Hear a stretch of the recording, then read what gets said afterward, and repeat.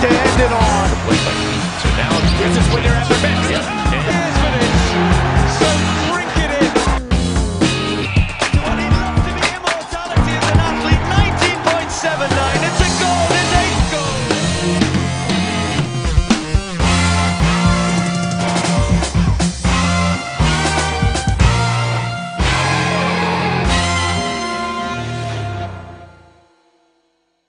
From the lines across the ocean to the land beyond the mountains, through the Sahara, we bring on sport news, live analysis, expert discussions on trending stories in politics, business, socio-economy, sports, and documentaries.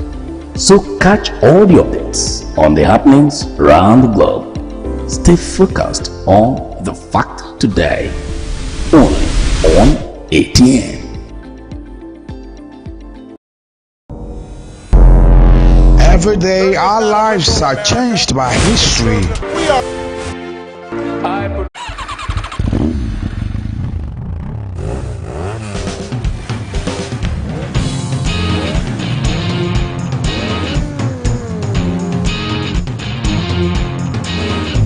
Greenwoods with the goal. Goalkeeper missed it. Right hand and down goes Ball straight away.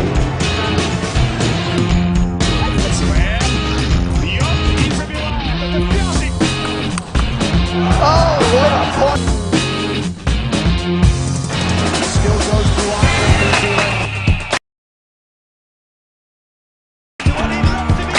Young evening to our viewers.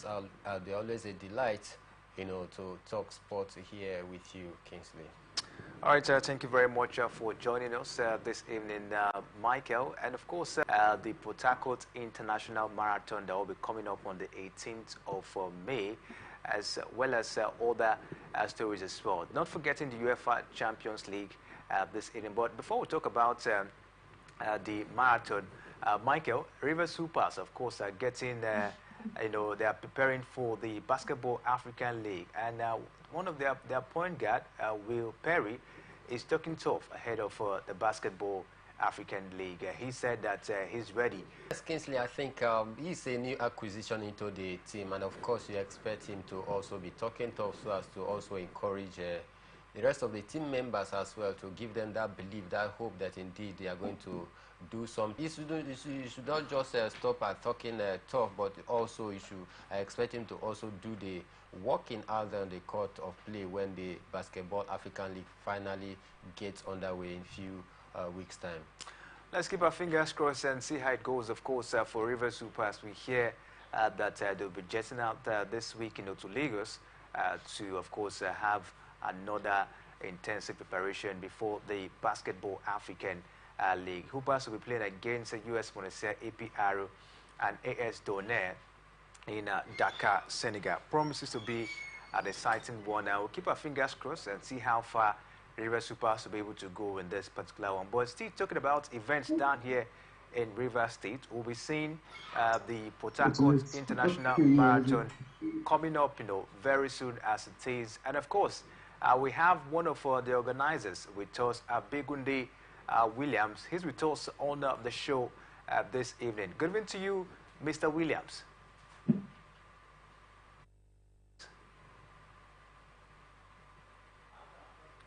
Mr. Williams, can you hear us? I can hear you loud and clear.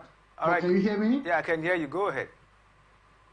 Okay, so like I said, plans are in top gear. The committee across all different planning team are meeting on a regular basis to make sure that we cross the T's and dot the I's. Because like I said, our big idea is to create an experience for the Rivers people. So come 18th of May next month, we'll be giving Rivers an amazing marathon experience.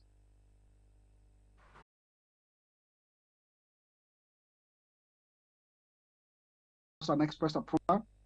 He said this is the main edition of a proposed annual event as captured in the approval letter.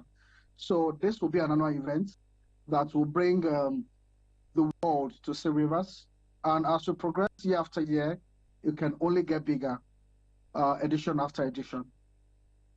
Okay, secondly, before I leave you, we saw the Okpekpe Mountain Race out there getting a silver badge from the World Athletic Body. Are we looking at the line of trying to make this, sport festival that you are organizing, or the Cross River, the River State government is organizing? Are we looking at the angle of trying to get such a badge, maybe gold or even a silver badge for this competition in future time to come? They say what is worth doing at all events such as this.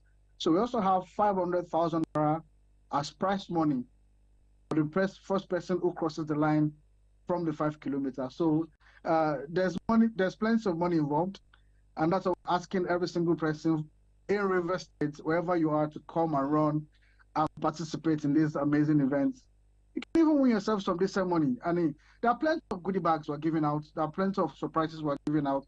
I also think it's important, outside of this run, to mention that there's fun at the finish line. So we're having a concert at the finish line where the biggest names in Nigerian entertainment circle will be performing to the delight of all the fun seekers. So come and win money whilst you're having fun. I think I also have to prepare, because looking at it, there will be a lot to grab. Absolutely, there's a lot. There's a lot. And of course, for us, we are also taking care of the media. Marathons globally are a media event. And the only way you can have decent reportage, or you can have people tell your own story the way you want it, is to make sure that you take care of the media people. So they'll be accredited decently. Okay. They will have all they need to have available to them. And for the first time, there will be a pavilion called Media Center, where media people can actually work at the finish line.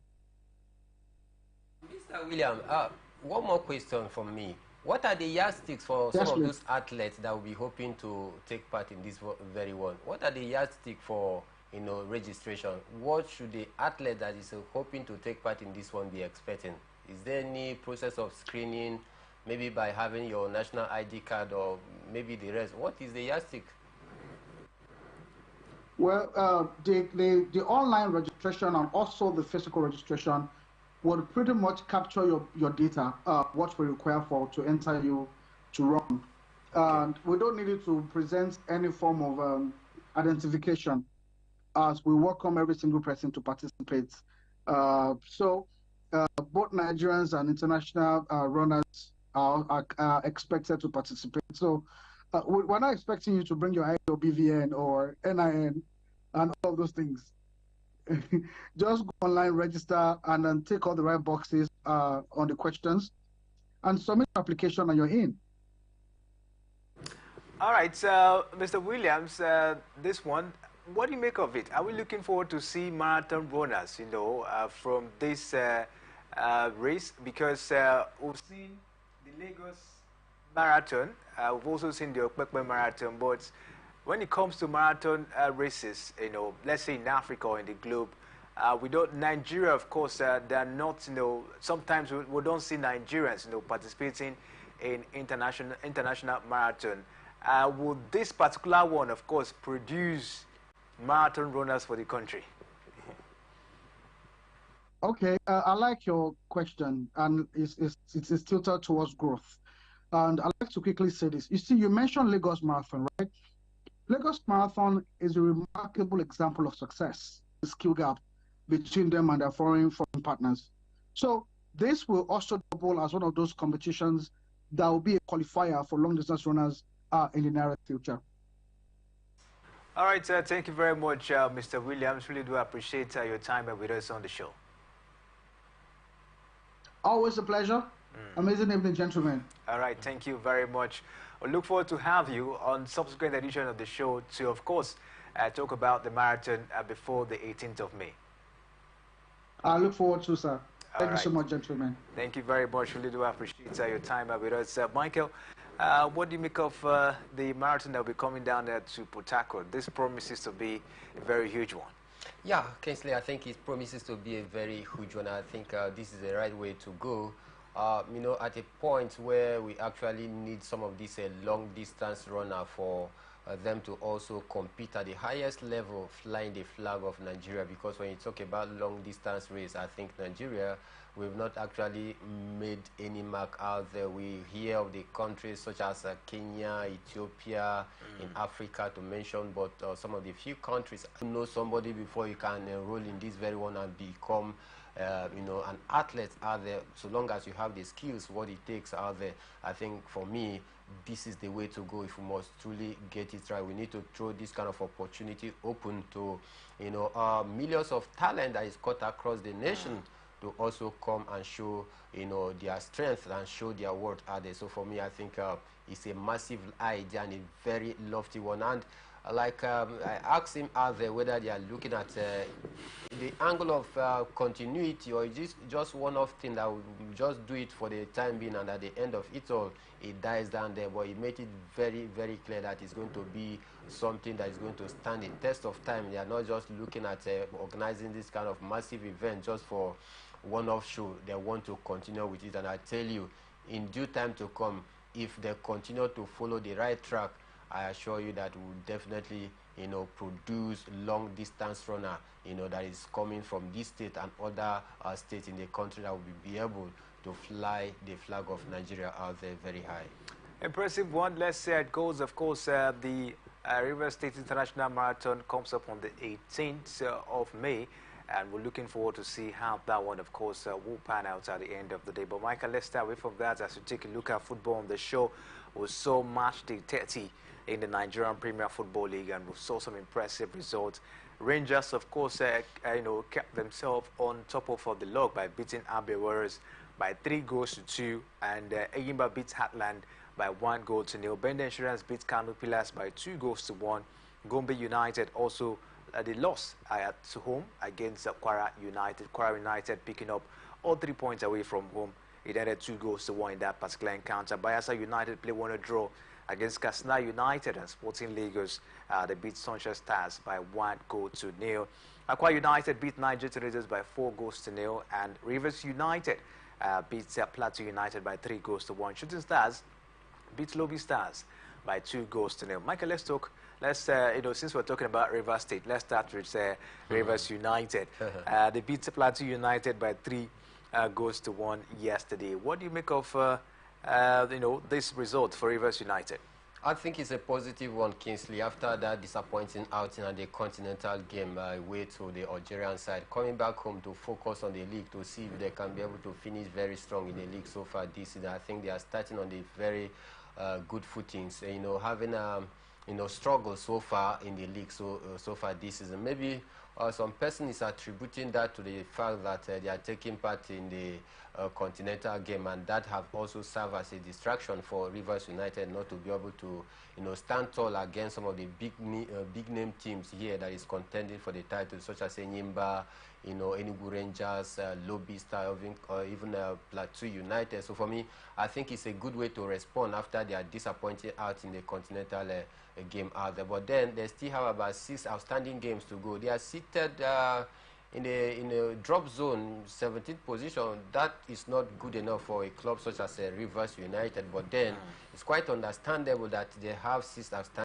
game, but this 6 outstanding game doesn't mean 6 or 3 points in the bag. They need to show workings out there in the pitch of play. They must finish very strong. But then I think it's a good way to continue to get all these points, so that to at least finish in a very respectable place in the league at the end of you know, the whole season. Because for the title chase, mathematically they are still in. If they get to win all these 6 outstanding games, and even the 8 games that is remaining, I think they still have a chance to go for the title. But then, you know what it is, playing away from home. In these 6 outstanding games, 4 will be away from home. They only just have 2. So that it will be very, very difficult at this point in time. So for me, I think they just need to start getting some of these points so as to finish very strong in the league. And they have started in a very fine note. We hope that Rivers United, of course, will be able to continue this form, and of course, you know, maybe finish in a comfortable position in the Nigerian Premier Football League this season. But Enugu Rangers, you know, kept themselves on top of the log as they beat Abia Warriors by 3-2. Yeah, great victory for Enugu Rangers. They have shown indeed that they are a very strong side this season. You know, a team to watch out for, because at the start of the season, Enugu Rangers were not even in the mix of teams that will be contending for the title. We're talking about the likes of Enyimba, the likes of Lobista, the likes of even Sporting Lagos and Doma United. You know, looking at the way these teams actually started the season like a house on fire. But for Enugu Rangers, they were not even in the mix of ever being a fan of the Abridged League. I'm not a proponent of the Abridged League, because it doesn't allow the managers or the team to get the best out of their players. There are some fringe players in the squad that in the Abridged League, because of the limited matches that you need to play, some of the coaches wouldn't want to give some of these fringe players that opportunity, you know, to test what they can do on the pitch, because they just want to stick with the team that they are rest assured is going to get them the result. And when you continue to play particular players week in, week out, they are humans. They will certainly get wear out. But in a full season, it affords the coach the time to also do some form of experiments by giving some other French players the opportunity, you know, to also test their skills and strength as well. So for me, I think this season NPFL League has been very, very competitive, and I'm also commending the organizers. We've seen a lot of changes so far this season, even in terms of officiating, in terms of getting away result and all of that. We've actually seen a whole lot of changes, and I tell you, if we can continue to improve on this, possibly in few years to come, we're talking about you know, Nigeria being one of the best league here in Africa.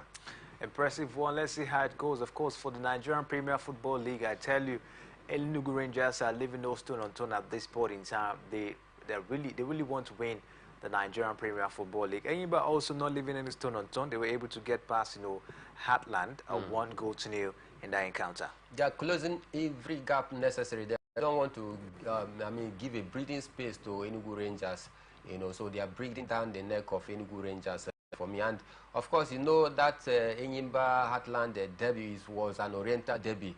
Something is always very, very important. It's just like, you know, maybe a certain team that is situated within the Catalan city of Catalonia playing against Barcelona. Even though you are a smaller team, but for the fact that there is this rivalry among the locals, it's always very, very competitive. For Heartland, that have actually struggled so far this season, looking at their form and that of Enyimba, you expected Enyimba to, you know, whitewash them, say 5 goals to nothing or even 4 goals to nothing. But for the fact that it's an Oriental derby, you saw the slim margin to tell you that indeed, even though Heartland is very down at this season, but then they are not leaving any stone unturned. They want to maintain that pride. That putting up to 4 goals, of course, in a game. This time, they got 4 goals. They played 4 goals to 1 against Niger Tornadoes at the Goslak International Stadium. I tell you, they needed this very result at this point in time to also, you know, put smiles in the faces of their fans out there. Not just putting smiles in the faces of their fans, but to also ensure that they leave that drop zone that they find themselves. Because a club such as Aqua United is one of the biggest brands. You know, you talk about Nigerian Premier Football League. Don't forget, they just won the league about 3 seasons ago. So for them struggling within the relegation zone this year, I think it's very disappointing for Aqua United. But then they made changes in terms of the, you know, coaching crew. They had to draft in Baba Ganaru. In his first game, he lost his first game. This is his second game, and he has found his way to get all 3 points and get a convincing result. I think for me, if they continue to push this way, I see them leaving that, you know, drop zone. Maybe one of these, you know, weeks, one of these few days, will definitely get across to their, you know, media handler talking about Ford Patrick, so that we'll get to hear from him. All right, so keep our fingers crossed and say it goes for Aqua United. Can they survive relegation this time? That's the big question, of course, for them this time around. And Gombe United, one of the strongest sides, sit at bottom of the log. They lost to Kwara United at home. Very disappointing result, of course, it will say for Gombe United. But Sporting Lagos, of course, they are looking forward, of course, to strengthen their, you know, their stay in the Nigerian Premier Football League. They got past Sunshine Stars by 1 goal to 0, but not a good result for Lobby Stars, who are also contending for the title as they lost to Benga Ogunguti Boys, Shooting Stars 2 goals to 0.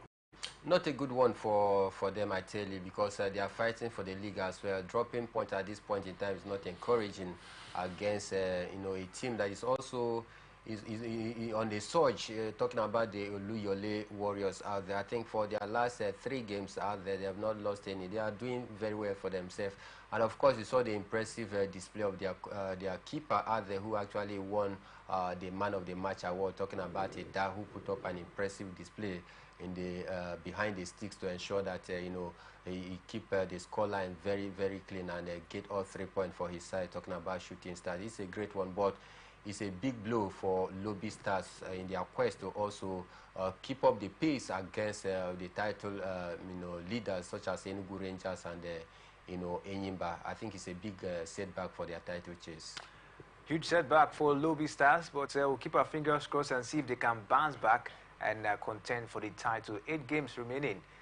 Can they catch up with Enugu Rangers? Probably get past them as well. But at this point, we'll take a short break, and when we'll come back from this break, we'll, of course, bring you the latest from the UEFA Champions League. Please stay with us. We'll be right back.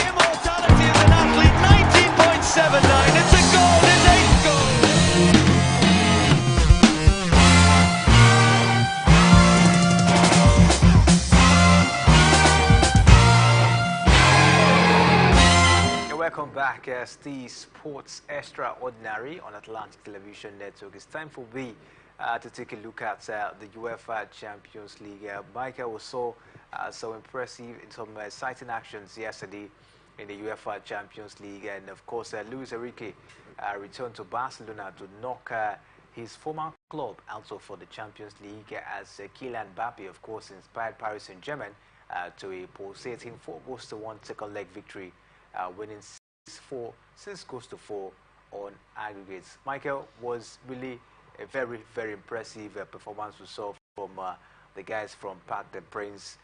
They came all out, for that particular one. But before we talk about their exploits, what do you make of Barcelona? They were at home. What went wrong for them yesterday? It's very simple, Kingsley. Watching that game yesterday, immediately they received that red card. I knew it will definitely affect him. So what went wrong for them yesterday was actually the red card that Araujo actually got. That in the first half, about 27 minutes of play, if I'm not mistaken, immediately he was issued that red card. I know that truly Barcelona is in on a very long night against a certain PSG. You can't be playing 10 men against 11 in a quality team such as PSG. That boasts of some of the best legs, talking about the likes of Kylian Mbappe, Ousmane Dembele, and the rest of his teammates out there. So I think that is where there was a crack in the wall immediately he got that red card.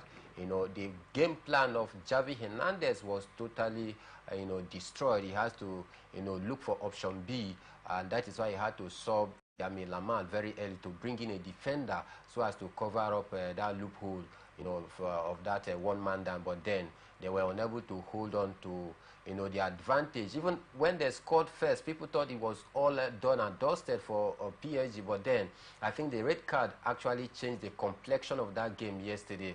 And that what gave PSG that advantage to bounce back in that very one. But then, despite the red card, you can't also take anything away from Luis Enrique, one man who also understands what it means to also be at this high stage when you talk about the elite European football club, that is the Champions League.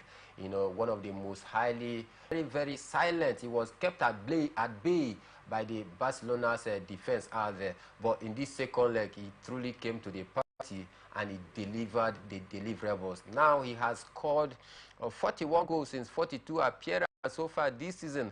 And he has entered into UEFA Champions League top 10 in the highest goal scorers. You know, so he's seated in number 10 right now. You know, closely behind Alfred the Santo others.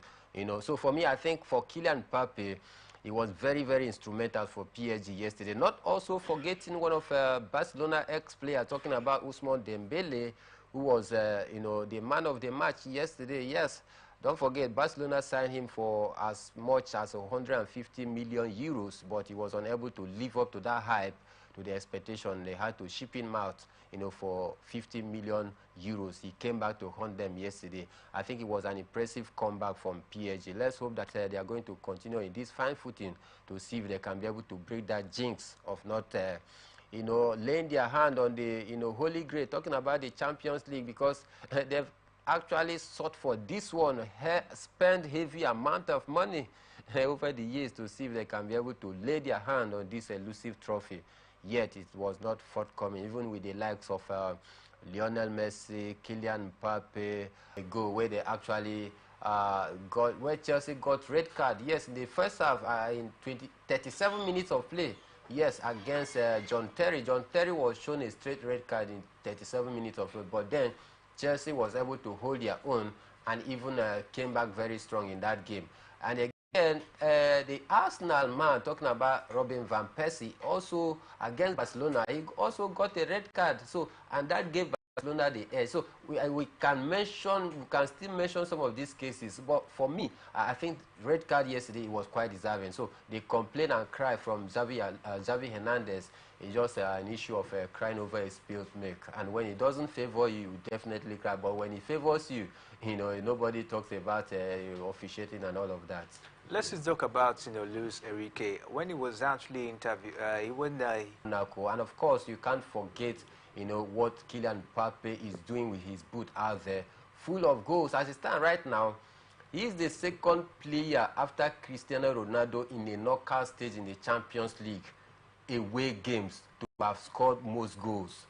In knockout Champions League, Cristiano Ronaldo played 39 games, scored 24 goals in away knockout games in the Champions League. Kylian Mbappe have just played just 15 away Champions League, you know, in the knockout stage, and have scored 12 goals. So it tells you of the quality that this young man has. So I think these are great players that is going to help, you know, Luis Enrique to achieve this dream of lifting the Champions League. But then, like I said earlier, they still have the hurdle of either Manchester City or Real Madrid or even Barcelona. If you don't take your chances, you are going to pay for it dearly. And that is what happened to Atletico Madrid yesterday. But then again, you can't take away the quality of Dortmund. What they brought to the table yesterday was very, very impressive. They came out attacking from all fronts.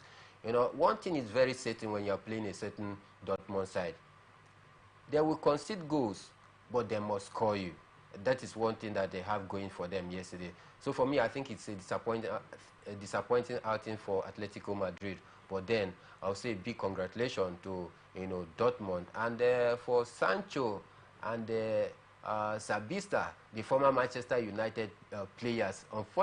Fortunately, are two former Manchester United players. Though Sancho is on loan at Dortmund, who knows if he might come back. But looking at what he's enjoying right now, the signal Iduna Park, I wouldn't. Ten Hag is there. In as much as Ten Hag is there, it will be very, very difficult for him to come back. But then, all, it's a big congratulations to you know, Dortmund yesterday. Massive job.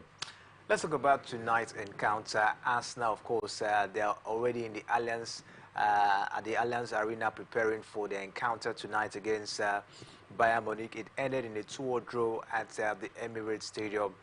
Manchester City are preparing as well for Real Madrid tonight at the Etihad Stadium. We saw them play 2-2 draw at the Santiago Bernabeu. First of all, Arsenal, you see them getting past Bayern Munich tonight?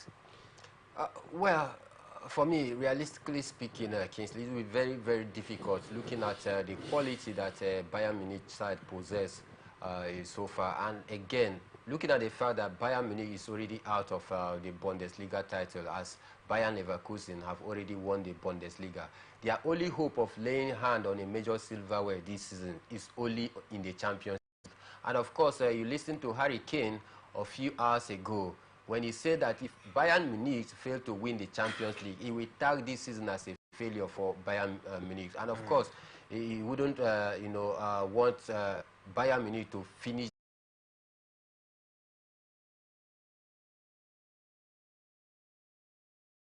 It was Thomas Tuchel that was at the helm of affair when Kai Havertz actually scored that lone goal that gave Chelsea that victory. And this Thomas Tuchel, who has also won the Champions League with Chelsea, truly understand how the English club is being play their game out there. You understand the English club pattern out there. So I think with this fact out there, is going to serve as an advantage for Bayern Munich. And again, the hunger for Bayern Munich to finish very strong so far this season will make it even very difficult for Arsenal to overcome them. But then we can't rule out upset. This is football. We saw what happened last night. So the game is still very much open. 2-2. Game on. 2-2 game on. What about Man City? I think they have the advantage at the Etihad Stadium. Sure, they have the advantage. Looking at what happened last season, where they went to Madrid and played 1-1, came back at the Etihad and defeated Madrid 4-0. Now, 3-3, coming back to Etihad, it's going to be a very massive game. And I think many football fans across the globe will stay glued on their TV set watching this very one. Because for me, I would say this is the final before final, looking at the way this game is being shaped up out there. But then I think Manchester City, for the fact that they will be playing at home, they have a slight advantage. And again, Pep Guardiola going for a treble again this season is going to even bolster the morale of the player to also fight for 110% effort to ensure that they host Real Madrid. But for Real Madrid, they are a very difficult side to play against. You can never predict them. And of course, they have a history when you talk about the Champions League, having won it 14 good times with a coach who truly understands what it means